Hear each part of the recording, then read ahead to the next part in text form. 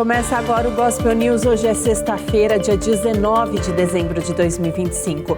E eu sou Karen Crisóstomo. Nós vamos juntos aqui pela Rede Gospel de televisão e também pelo YouTube. Rede Gospel TV Oficial com as principais notícias do Brasil e do mundo. Vamos aos destaques de hoje. Polícia Federal faz buscas contra deputados do Partido Liberal e encontra quase R$500 mil na casa de Sóstenes Cavalcante. Flávio Dino autoriza a quebra do sigilo bancário e líder do Partido Liberal diz que dinheiro veio de vendas de imóvel em Minas Gerais.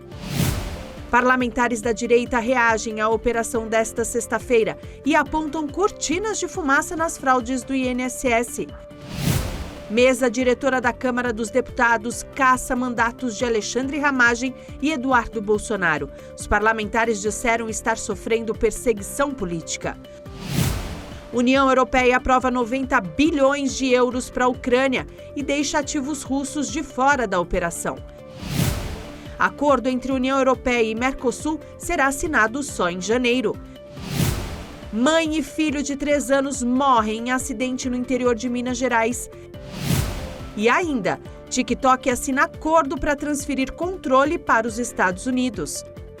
Essas e outras notícias do Brasil e do mundo, agora no Gospel News.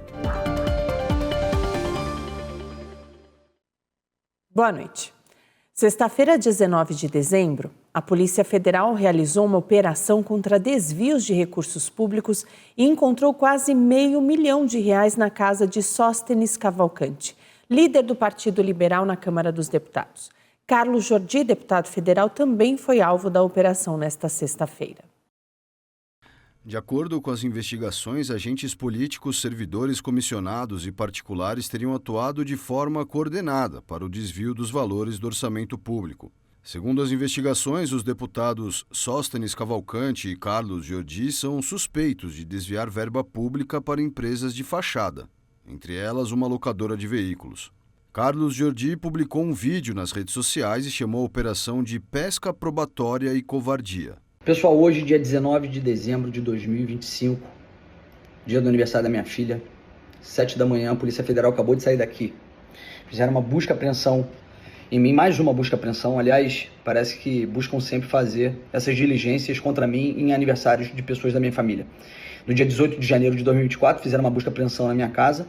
Minha mãe, inclusive, dormia aqui, era aniversário da minha mãe, alegando que eu teria alguma participação com 8 de janeiro e pegaram uma foto forjada, que era uma foto, na verdade, de uma pessoa na posse do Bolsonaro e diziam que era do 8 de janeiro. No dia 19 de dezembro do ano passado, fizeram essa busca-apreensão com esse mesmo motivo aqui, por determinação de Flávio Dino, fizeram nos meus assessores, e era aniversário da minha filha. E hoje, novamente, evidente, aniversário da minha filha, estão fazendo novamente essa busca-apreensão covarde, alegando que eu teria desviado recursos da cota parlamentar para uma empresa de fachada com aluguel de carros, sendo que é a mesma empresa que eu alugo carros desde o início do meu primeiro mandato. A mesma empresa que o deputado Sóstenes, também acredito que esteja também sendo alvo de busca e apreensão, que também aluga veículos dessa mesma empresa desde o início do primeiro mandato dele.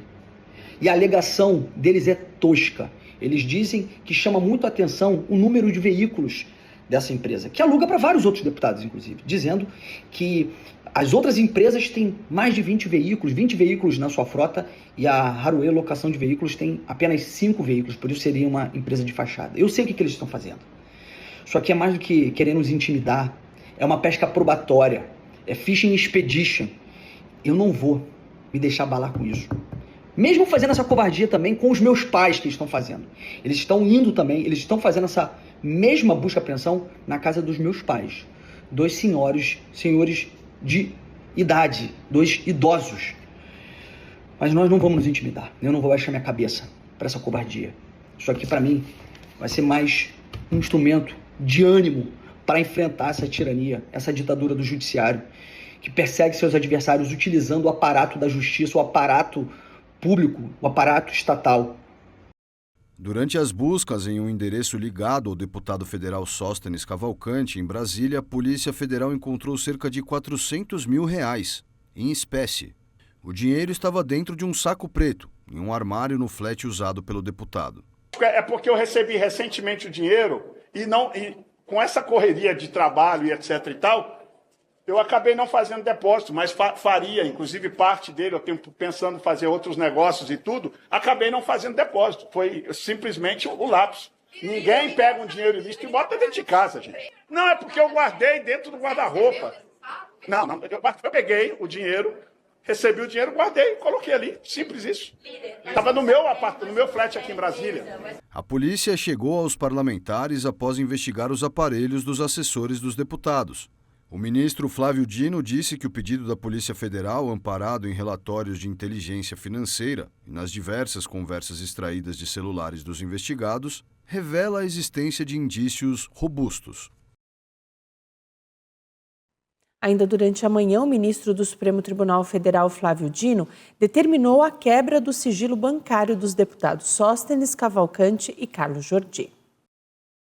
Flávio Dino disse na decisão que a narrativa fática envolvendo os congressistas mostra a probabilidade de envolvimento dos dois no esquema, o que justificaria o afastamento do sigilo. Os analistas da PF devem analisar os dados de maio de 2018 a dezembro de 2024. Dino autorizou ainda o compartilhamento das informações do inquérito com a Receita Federal, para que sejam instaurados os procedimentos fiscais relacionados às possíveis irregularidades. A decisão afirma que há uma discrepância entre os valores recebidos pela locadora de carros utilizada por Jordi e Sóstenes e a sua frota disponível.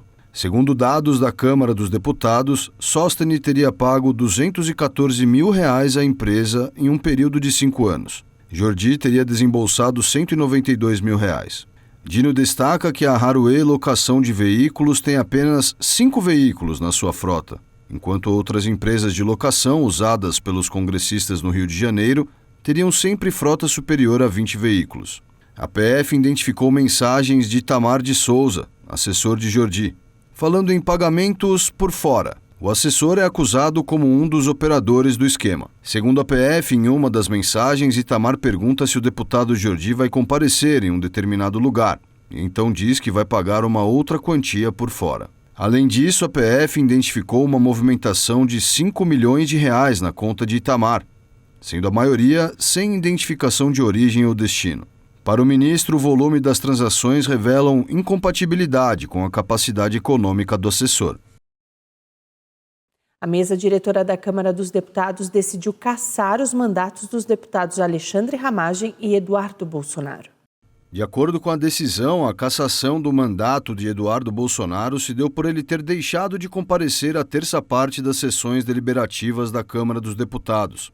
Já o deputado Alexandre Ramagem teve o pedido de cassação determinado pelo Supremo Tribunal Federal, depois de ser condenado por tentativa de golpe. Ramagem foi condenado a 16 anos de prisão por participação na suposta trama golpista. Segundo a Constituição, quando o deputado falta a mais de um terço das sessões da Câmara, ele perde o mandato, e a decisão depende apenas da publicação de um ofício da mesa diretora reconhecendo as faltas. E esse dispositivo foi usado pelo presidente da Câmara dos Deputados, Hugo Mota. Nas redes sociais, Eduardo Bolsonaro publicou uma mensagem aos seguidores. Acabaram de cassar o meu mandato. Não por corrupção, por ter encontrado dinheiro na minha cueca ou por envolvimento com tráfico de drogas. Aliás, muito pelo contrário. Cassaram meu mandato por eu fazer exatamente aquilo que os meus eleitores esperam de mim. Então, eu deixo aqui o meu muito obrigado a todos vocês que não somente votaram em mim e me fizeram o deputado federal mais votado de toda a história do Brasil, mas que sempre me apoiaram de maneira corajosa aqui nas redes sociais. Ainda que existam pessoas que digam que eu estou nos Estados Unidos por opção, eu digo para vocês, valeu a pena. E valeu muito a pena ter pela primeira vez conseguido levar consequências reais para esses ditadores. Para mim o que fica, na verdade, é uma medalha de honra, não é a perda de um mandato. E eu tenho certeza que essa história não acabou. Ainda durante a eleição de 2022, eu pedia votos para outros candidatos a deputado federal pelo estado de São Paulo, para fazer uma bancada grande. E eu atingi o meu objetivo, porque eu jogo para o grupo. E eu tenho a certeza que eu fiz o certo, e isso é que é o mais importante. Mesmo sabendo agora que os deputados federais beneficiados, que não seriam eleitos se tivessem outro partido, estejam hoje votando para cassar o meu mandato. Eu vou continuar sendo a mesma pessoa. Porque o que faz você me seguir não é um diploma na parede. E certamente, com apenas 41 anos de idade, ainda haverá muitos capítulos dessa linda história que a gente escreve junto. Nós resistiremos e nós venceremos. Um abraço a todos vocês, fiquem com Deus. O deputado Alexandre Ramagem também publicou um vídeo e disse que a decisão foi tomada na canetada e por pura covardia. O presidente da Câmara dos Deputados cassou o meu mandato na canetada, pela mesa da casa, por pura covardia. Uma decisão que não respeitou os regramentos da própria Câmara, nem a vontade do voto em plenário, muito menos obedeceu texto claro da Constituição. Para isso, o presidente da Câmara falou: fiz o que tive que fazer.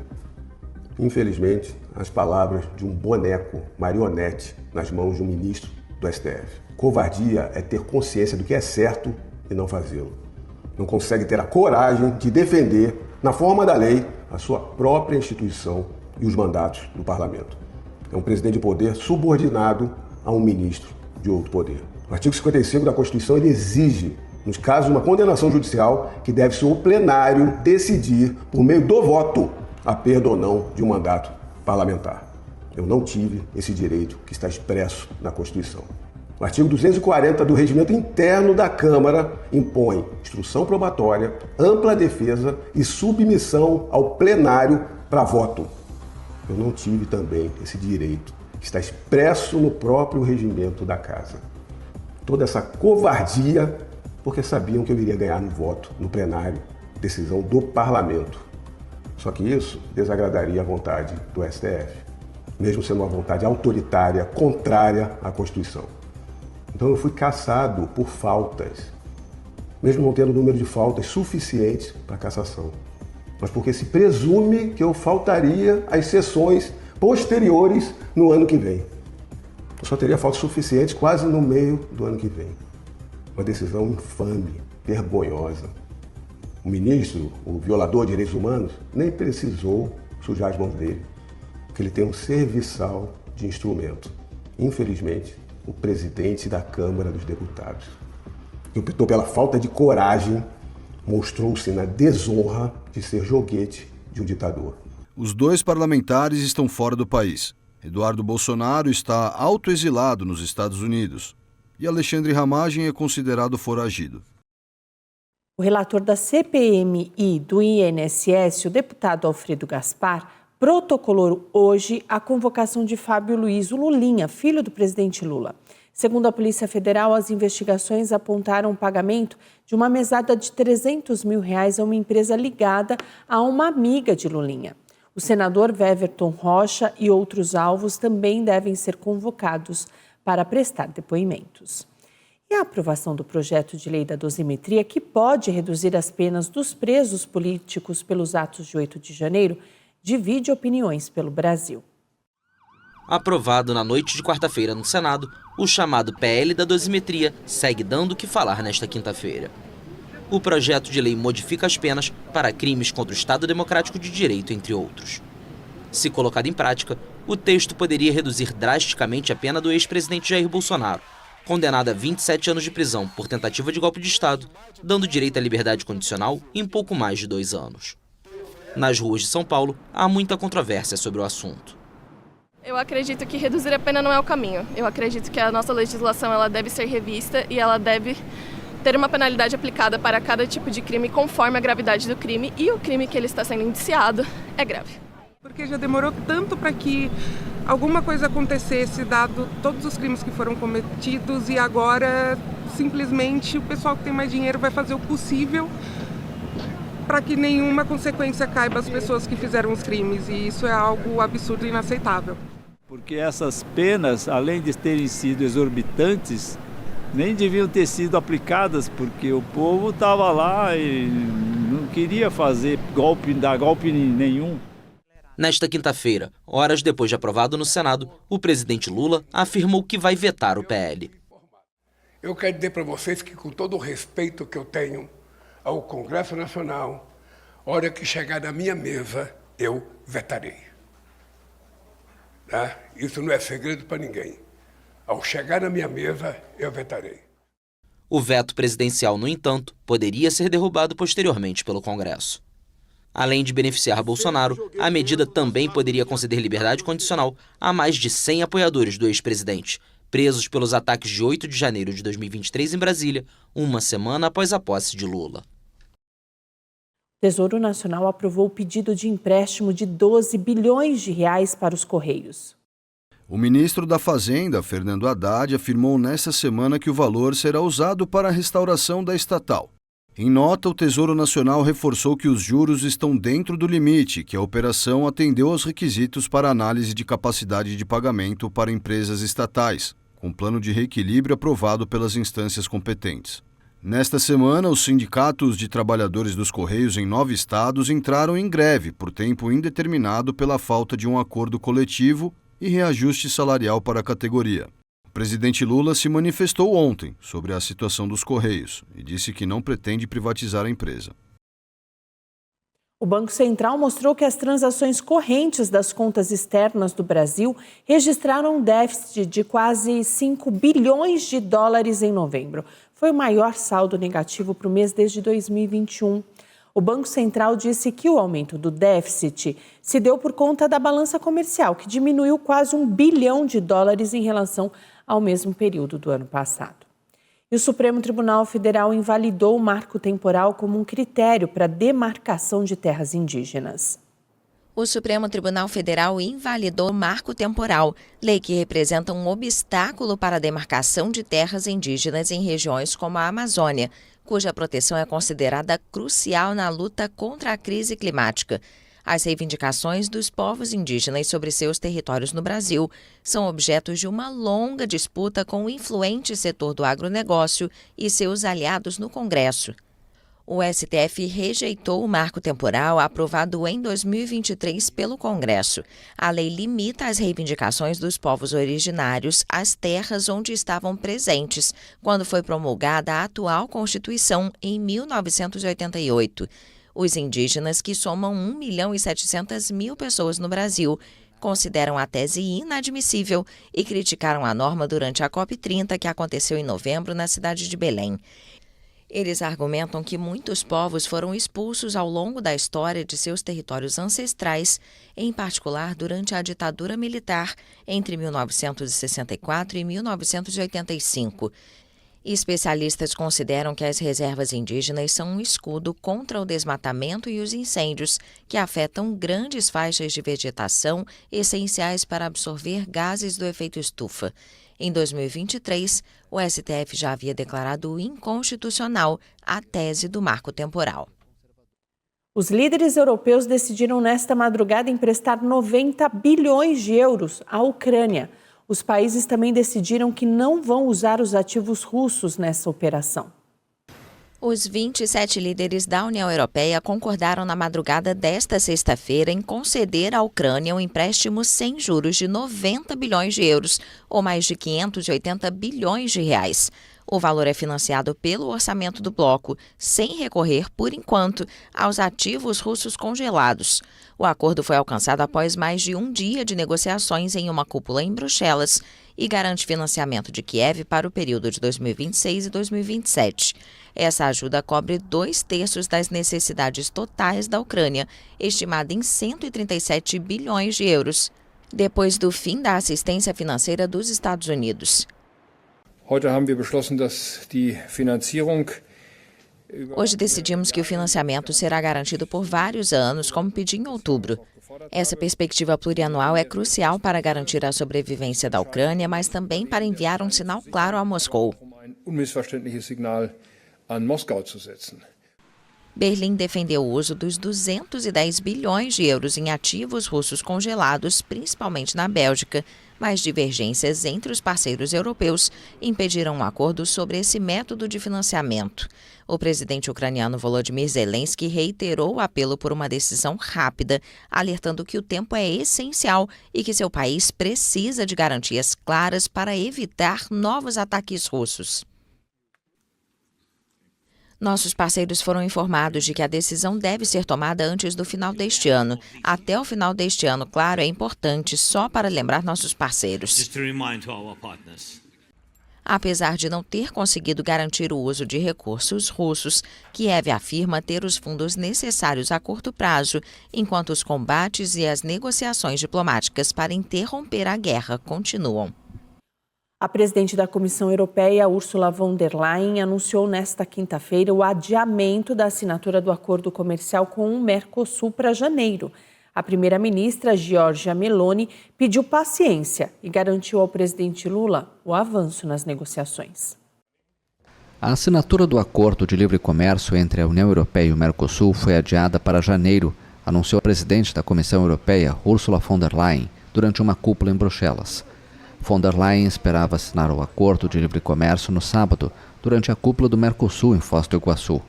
Mas ela precisava da aprovação prévia de uma maioria qualificada dos Estados-membros em Bruxelas, o que não obteve, principalmente devido à oposição da França e da Itália. O presidente Lula havia aberto a possibilidade desse adiamento algumas horas antes, após conversar por telefone com a chefe do governo italiano, Giorgia Meloni. Segundo ele, Meloni pediu paciência, garantindo que a Itália acabaria por apoiar o tratado.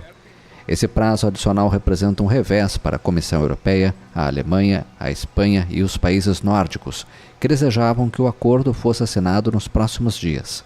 O texto é negociado há 25 anos e criaria a maior zona de livre comércio do mundo.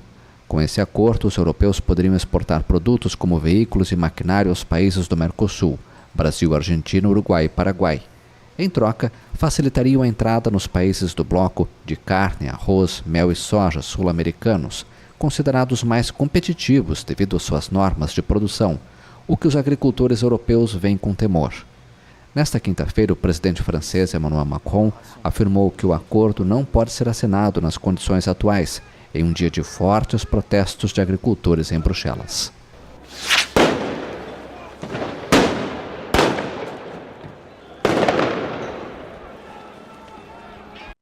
E a presidente da Comissão Europeia, Ursula von der Leyen, afirmou hoje que o bloco já tem um número suficiente de Estados-membros para que esse acordo comercial seja aprovado.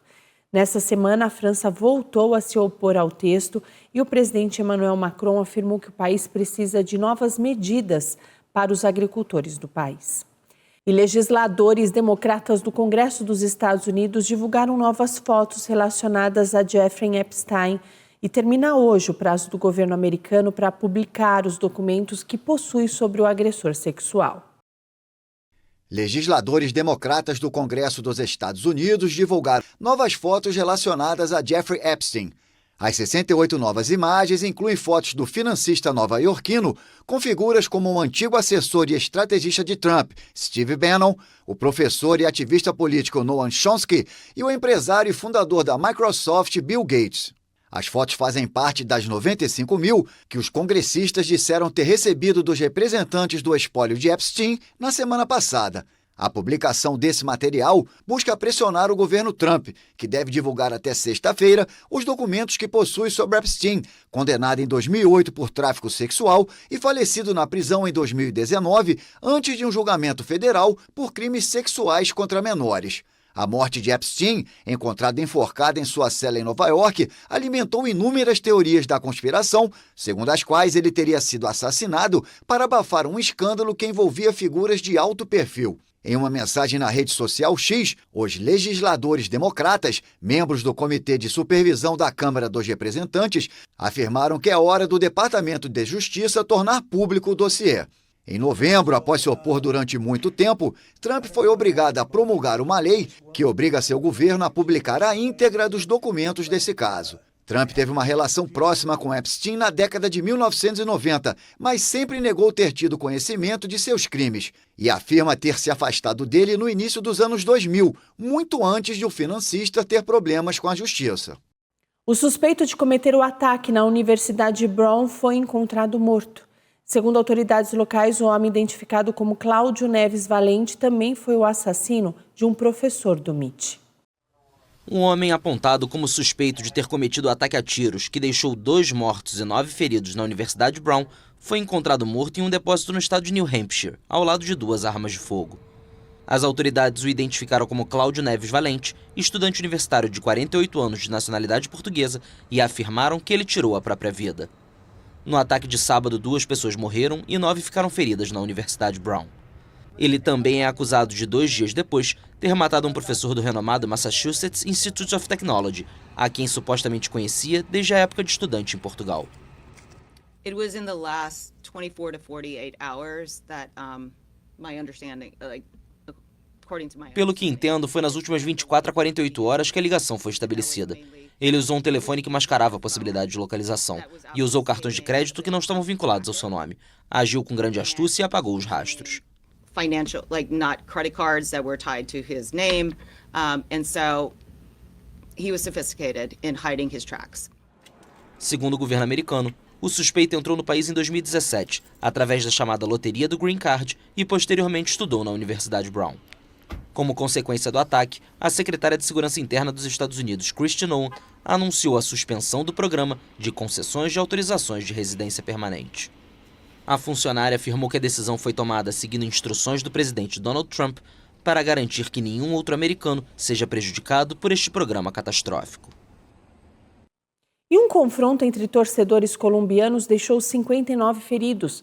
A confusão começou após o Atlético Nacional conquistar o título. As autoridades colombianas informaram nesta quinta-feira que pelo menos 59 pessoas ficaram feridas em confrontos entre torcedores no estádio Anastácio Girardot, em Medellín. Na noite de quarta-feira, Atlético Nacional e Independiente Medellín, os dois clubes mais populares da cidade, se enfrentaram na final da Copa Colômbia. A confusão começou após o Atlético Nacional conquistar o título. Dezenas de torcedores invadiram o campo e atiraram objetos uns nos outros. O esquadrão antidistúrbios interveio em meio ao caos. A polícia relatou que 7 oficiais ficaram feridos. O secretário de Segurança de Medellín explicou que as autoridades estão tentando identificar os responsáveis usando imagens de câmeras de segurança. Alguns se apresentavam como líderes, outros como responsáveis pela logística, outros como administradores, outros como trabalhadores de serviços públicos. Por isso digo que é decepcionante, mas estamos seguindo em frente, e aqueles que devem arcar com as consequências arcarão com elas, e aqueles que devem sofrer as sanções as sofrerão. Segundo informações da imprensa local, após a situação ser controlada, o Atlético Nacional recebeu a taça já sem público no estádio. A violência no futebol colombiano deixou pelo menos 150 torcedores mortos desde 2008, de acordo com investigações independentes, na ausência de números oficiais. O primeiro-ministro da Austrália, Anthony Albanese, afirmou que o governo vai adotar medidas rigorosas para combater o extremismo. O país se despediu da jovem Matilda, de apenas 10 anos, que morreu num atentado. O primeiro-ministro australiano Anthony Albanese prometeu adotar medidas drásticas contra o extremismo. Em uma entrevista coletiva, Albanese anunciou uma ofensiva generalizada para erradicar o mal do antissemitismo da sociedade australiana. Foi um ataque a uma comunidade judaica, mas também foi um ataque ao estilo de vida australiano. Os australianos estão chocados e indignados. Eu estou indignado. É evidente que precisamos fazer mais para combater esse flagelo maligno. Um pai e seu filho, Sajid e Naveed Akram, são acusados de abrir fogo no domingo à tarde durante a festividade judaica de Hanukkah na popular praia de Bondi, um atentado que deixou 15 mortos e dezenas de feridos. Segundo as autoridades, o ataque foi motivado pela ideologia do grupo jihadista Estado Islâmico. As medidas reveladas por Albanese incluem novas competências para perseguir pregadores extremistas e negar ou cancelar os vistos de quem propaga o ódio e a divisão. A Austrália vai desenvolver um sistema para incluir em uma lista as organizações cujos líderes participam de discursos de ódio. Também nesta quinta-feira, parentes e amigos se reuniram para acompanhar o funeral de Matilda, de apenas 10 anos, a vítima mais jovem assassinada no atentado. A cerimônia foi na Chevra Kadisha de Sydney, uma sociedade judaica responsável pelos ritos fúnebres tradicionais. A família da menina, que pediu à imprensa que não divulgasse o sobrenome, deixou a Ucrânia para morar na Austrália antes da invasão russa. As vítimas também foram homenageadas no pavilhão de Bondi, com pessoas cantando músicas e fazendo orações.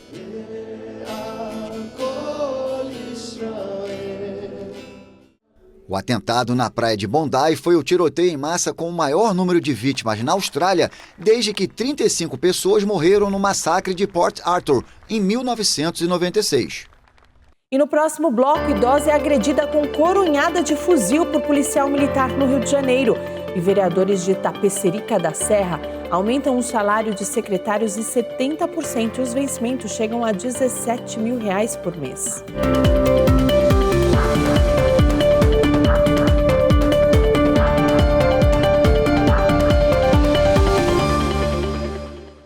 Um vídeo publicado nas redes sociais mostra um policial militar agredindo uma idosa com um fuzil em Nilópolis, na Baixada Fluminense.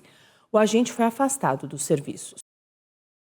A neta da idosa contou em entrevista que a família havia assistido a partida entre Flamengo e Paris Saint-Germain em um bar. No caminho de volta para casa, a idosa notou que havia perdido a chave e pediu para que o sobrinho retornasse ao estabelecimento para procurar o objeto. Segundo a neta, quando a idosa chegou ao bar, ela viu o sobrinho sendo abordado pela polícia na porta do estabelecimento e se aproximou para explicar que o homem era comerciante e trabalhador. Segundo as testemunhas, o policial, identificado como Sargento Mozart Rocha dos Santos, estava exaltado e discutindo. As imagens mostram o momento em que ele usa a parte de trás da arma e atinge com força o peito da idosa. Em nota, a Polícia Militar informou que o caso está sendo investigado e que o policial envolvido foi afastado dos serviços nas ruas. Mãe e filho morreram em um grave acidente envolvendo 3 carros e uma carreta em Prata, Minas Gerais. O acidente na BR-153 envolveu 3 carros e uma carreta no quilômetro de número 94. Segundo o relatado por populares, o motorista da carreta teria perdido o controle da direção quando colidiu com os 3 veículos de passeio. Marcela de Oliveira Silva, de 42 anos, morreu no local. Já o filho dela, Luiz Eduardo Vieira, de 3 anos, foi socorrido em estado grave e levado para um pronto-socorro municipal, mas não resistiu aos ferimentos. Segundo o pronto-socorro, o pai da criança está internado em observação. De acordo com a funerária Liv, responsável pela preparação e transporte dos corpos, Marcela e Luiz Eduardo serão levados para Alagoa Grande, na Paraíba. O prefeito de Alagoa Grande, Neto Carneiro, lamentou a tragédia. Disse que Marcela pertencia a uma família tradicional da cidade, com histórico político. Ela é filha do ex-vereador Moacir Carlos e sobrinha do atual presidente da Câmara Municipal, Marcelo Carlos da Silva. A Câmara Municipal de Itapecerica da Serra, cidade da Grande São Paulo, aprovou um projeto de lei que aumenta em 70% os salários dos secretários municipais. O texto aprovado, em menos de 2 minutos, eleva de 10 para 17 mil reais os salários dos profissionais. Em uma votação relâmpago, os 15 vereadores da cidade aprovaram o aumento de 70% dos salários dos secretários municipais comandados pelo prefeito Ramon Pires. O aumento vai ter um impacto de R$ 112 mil por mês e mais de R$ 1.300.000 por ano. Na justificativa do projeto, os vereadores Cícero Melo, Gilberto Moraes, José Martins e Valdemir dos Santos dizem que a revisão dos subsídios não configura privilégio, mas sim instrumento de adequação legal e administrativa, assegurando coerência entre as atribuições exercidas e contraprestação pecuniária. Segundo a administração da Câmara, os secretários municipais estão desde 2018 sem reajuste. No ano passado, o prefeito Ramon Corsini tentou conceder um aumento de 48% por meio de decreto, mas acabou revogando a medida por conta da repercussão negativa da medida. A Prefeitura de Itapecerica da Serra disse que o projeto de lei aprovado pelo Poder Legislativo aumenta o subsídio dos secretários municipais, porque o mesmo estava defasado em virtude de o último reajuste ter sido aprovado em 2012. A gestão do prefeito Ramon Corsini disse que alguns secretários recebem um valor líquido de aproximadamente R$ 6.500 e que esse valor é completamente incompatível com a complexidade e relevância das funções exigidas para o cargo. A EVE Air Mobile, empresa subsidiária da Embraer, anunciou hoje que o protótipo do carro voador fez o primeiro voo com sucesso. A empresa disse que foi verificada a integração de equipamentos e também a capacidade de energia. Os veículos devem entrar em operação em 2027. E a seguir, Estados Unidos e TikTok chegam a acordo para transferir o controle do aplicativo e as decorações de Natal pelo mundo.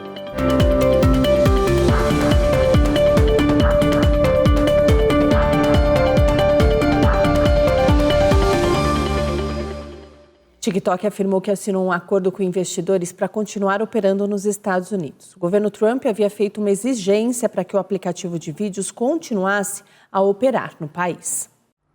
O TikTok afirmou que assinou um acordo de joint venture com investidores que lhe permite continuar operando nos Estados Unidos.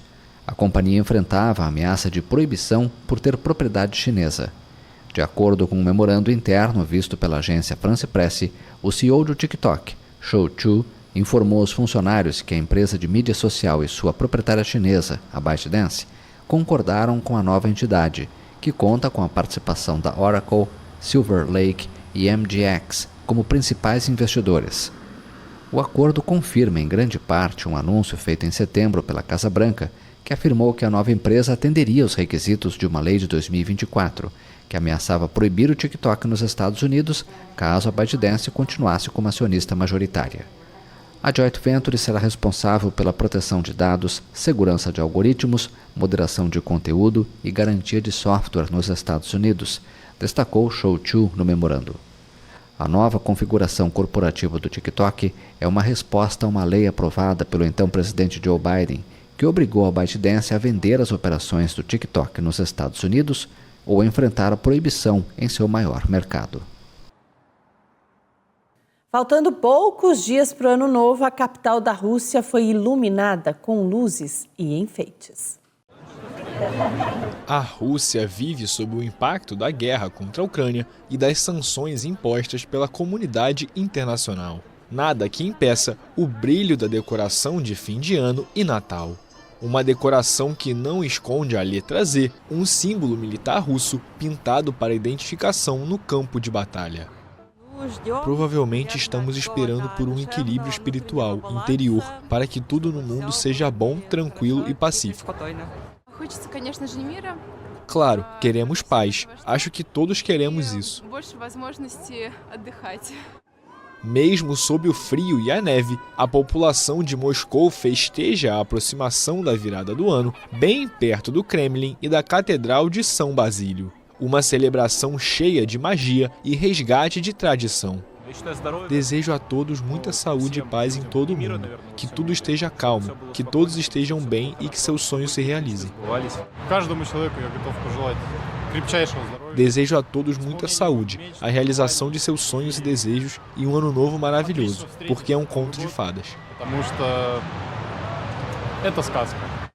Sob a União Soviética, feriados religiosos foram proibidos e costumes foram transferidos para o Ano Novo. As tradições ortodoxas estão sendo resgatadas e são populares entre os religiosos. O Natal ortodoxo russo é celebrado em 7 de janeiro devido ao uso do calendário juliano, que está 13 dias atrasado em relação ao gregoriano. E visitantes lotam o mercado de Natal em Xangai com a aproximação da temporada de festas. Doces e vinho quente são as principais atrações desse ano. O cristianismo está longe de ser a principal religião da China, mas com uma população de 1 bilhão e 408 milhões de pessoas, qualquer minoria é enorme. Enorme como o mercado de Natal de Xangai.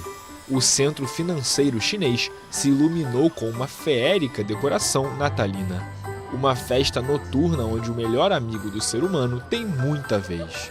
Em vários cenários do mercado, cãezinhos chamavam a atenção vestidos a caráter. As guloseimas natalinas passeiam no mercado por estilosos algodões doces e até vinho quente. Um show de sabor, cores e luz, onde não falta Papai Noel e árvore de Natal. Que venha o Menino Jesus. Um técnico de basquete palestino virou Papai Noel para levar alegria e felicidade aos moradores da cidade velha de Jerusalém. Jerusalém é considerada uma cidade santa, que fica ainda mais santa na época do Natal. Agora imagina quando Papai Noel resolve caminhar por lá. Em meio ao espírito natalino, o treinador de basquete palestino Issa Kassissieh se vestiu de bom velhinho para encantar os moradores da cidade velha de Jerusalém. Para mim, trazer alegria e felicidade a Jerusalém me enche de orgulho. Desejo a todos amor, esperança e paz. Se tivermos paz em Jerusalém, haverá paz em todo o mundo. O Papai Noel não levou a alegria somente aos cristãos, na cidade conhecida por ser sagrada, também para muçulmanos e judeus. Kassissieh tem ainda participado da distribuição de árvores de Natal, promovida pela Prefeitura de Jerusalém. Sou judia, mas estou levando esta árvore para minha funcionária, que é cristã. Quero dar um presente de Natal para ela. Nós celebramos o Natal porque é uma tradição e nos ajuda a manter Cristo em nossos corações, para que não nos esquecemos de seus ensinamentos e sejamos bondosos e amorosos com aqueles que não têm nada ou sofrem. E é isso. Natal, um símbolo de magia, cuidado e união. Gospel News desta sexta-feira fica por aqui. Eu desejo a todos vocês um final de semana abençoado. Amanhã, sábado, nós temos um super futebol solidário lá no campo da Portuguesa. À noite nós temos um musical de Natal em todas as igrejas e lá no Renascer Hall Sede Internacional, Rua Doutor Almeida Lima, 1290, no bairro da Moca, a partir das 8 horas da noite. E domingo é celebração da família, às 8, às 10 da manhã, às 4 da tarde e às 6 da noite. Vem passar um final de semana abençoado em uma igreja Renascer em Cristo. A todos vocês, um ótimo final de semana. Segunda, a gente está de volta com as principais notícias do Brasil e do mundo a partir das 7 da noite. E até lá você também fica muito bem informado no YouTube, Rede Gospel TV Oficial, e no Spotify Gospel News em 3 minutos. Boa noite e até segunda-feira.